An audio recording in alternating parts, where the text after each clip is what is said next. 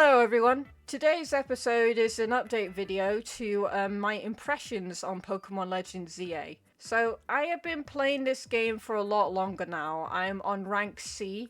It's only one or two ranks away from A. I'm not that good at math. Anyway, I'm very close to reaching the main goal of this game, if you will. So, how do I view this game now that I'm close to the finish line? Well, my overall feelings on this game haven't changed too much, to be honest. I still feel like they could have done better with it. There is some things that I do like about this game, but there's also a lot of negatives too, right? I don't feel like this game is an improvement over Pokemon Legends Arceus. In fact, I think it's a bit of a downgrade, actually. Because at least in Pokemon Legends Arceus, you could visit different areas, right? And you can capture multiple Pokemon. But in Legends ZA, if you want to capture a certain Pokemon, you have to go to a certain wild zone, or you have to explore the map and find it there. Because, some Pokemon cannot be found in the wild zones, right?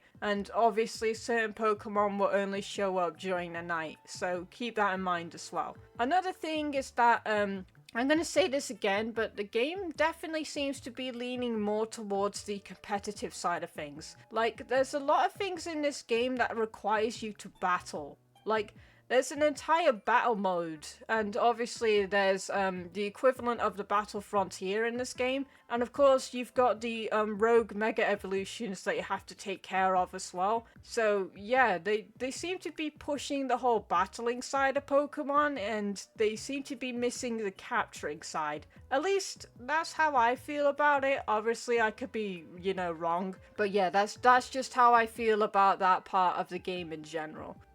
Another thing about this game is the collectibles. You've got the classic, money that you get from battles and stuff. Then you've got the Mega Shards, and then you finally got the colorful screws. What are colorful screws? Well, colorful screws are these little things that you can find around the world, right? They got a purple light emitting from them, and you can mostly find them on scaffolding, right? These things basically can be traded in for plushies at a certain construction site in the map. You'll be told about it later on in the game, or earlier on in the game. I kind of forgot because I've been playing it for hours on end, and I just forgotten a few details. Anyway, you can trade in these colorful screws for these plushies who will give you different benefits depending on which one you have. For example, one of them will boost the experience points your Pokemon gets. One of them will make it so you take less damage from wild battles. And what I mean is your character, I don't mean your Pokemon.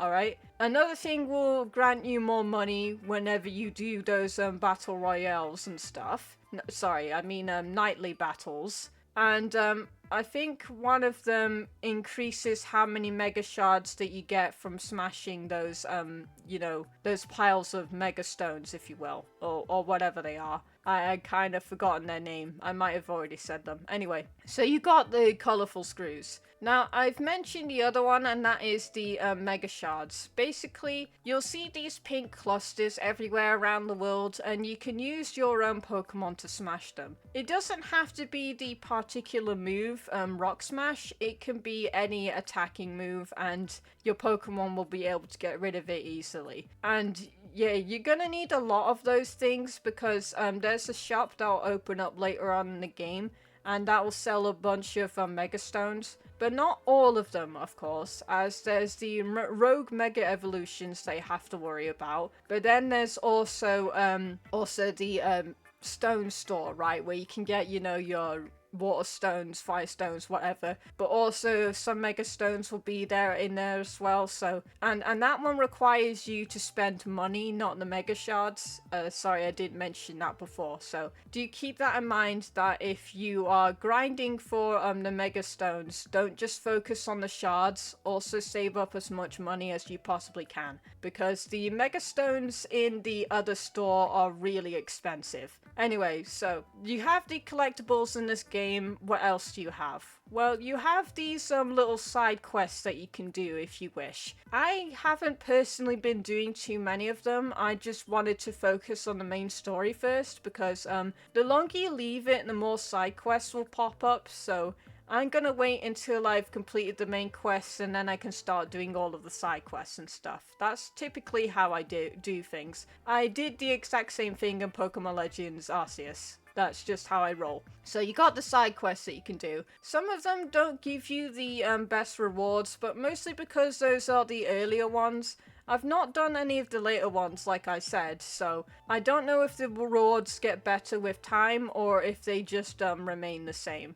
Also, when you take down an alpha Pokemon, because they return, that's fantastic. When you take them down or you capture them, it will also give you some XP candy, if you will, and you can use those to level up some of your Pokemon faster. That's how I've mostly been doing my leveling up and stuff. But also, doing the nightly battles will give you a ton of XP as well. Also, again, for those who dislike the fact that experience share is constantly on, this game also has it constantly on. But considering the amount of battles that you have to do in this game, I think it's actually reasonable for them to keep it on, because it's absolute insanity the amount of fighting you have to do in this game constantly. Honestly, I'm just glad that whenever I can take a break in this game that I, just do it, because it's a lot and my hands get tired. Because the way that you fight in this game is a bit weird.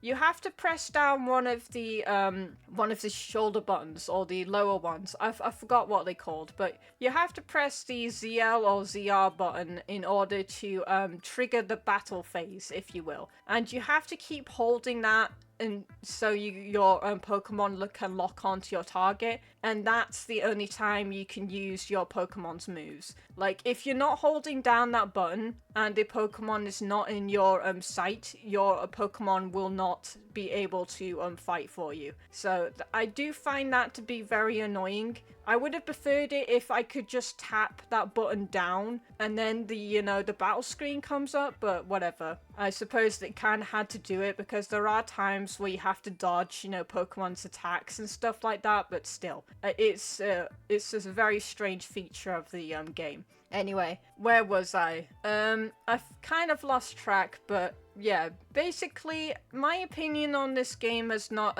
changed too much. I don't know if I gave this game a rating in my previous video, but I'll just give a rating now. I give this game a 4.5 out of 10. It's below average for me. In fact, I think it might actually be worse than Pokemon Legends Arceus, because, well, in that game, you not only can you get every Pokemon in the game itself, but you can even get the trade-only evolutions, and none of them require you to have to, fight other people online. I still don't understand why they locked the Kalos starters Mega Evolutions behind a fighting paywall. Whatever. Anyway, that's how I view this game. Let me know what you guys think about this game in the comments below, and I'll see you next time.